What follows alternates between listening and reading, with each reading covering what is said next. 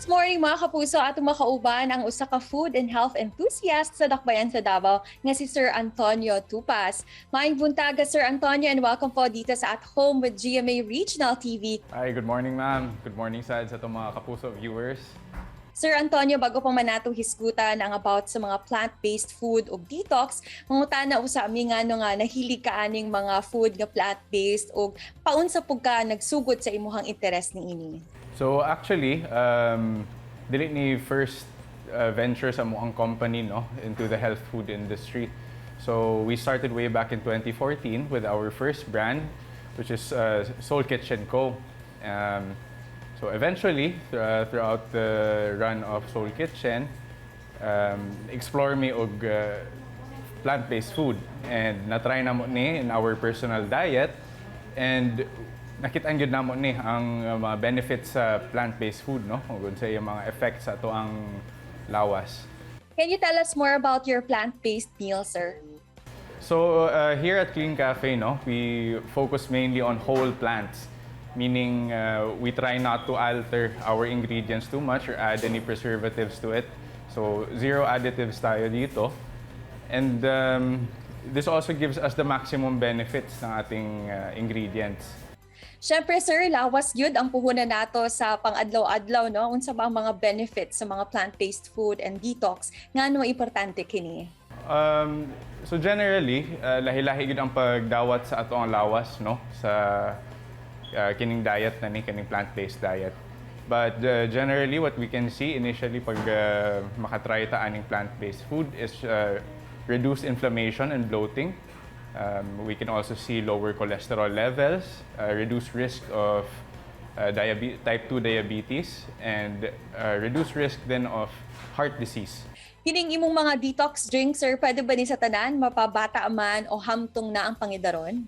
So, kaning atong cold pressed juices that we offer here at Clean Cafe, no, compared to the traditional juicing method, it does not introduce any heat. So, mas ma-retain nato ang tanang nutrients sa ato ang mga juice. What we can feel initially is improved immune system, a boost in your energy levels, and also reduced inflammation. Kaning imong mga plant-based meals, Sir Antonio, aduna ba ni kalahian sa mga more common na vegetarian meals? So when you say plant-based, no, coming from the name plant-based, we use mostly just fruits and vegetables and grains. We do not use any eggs or dairy or milk, no, or any meat. So meat-free pud ta diri ah. Sir, aduna pud ba kay mga ba-recommend na food naman sa inyong menu na perfect for all or fit naman for all ages? So usually, for the first timers ng plant-based food, no, we also offer pizzas and pasta. So that's the popular choice for first timers. Sa mga gusto pod musuway og mga detox drinks, aduna ba'y limit pod sa ilang pwede lang ma-consume per day? Okay, right here at Clean Cafe, no, we have 3 different types of meal plans.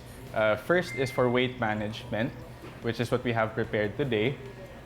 Second is Jumpstart to Plant-Based. And third is Cleanse and Detox package.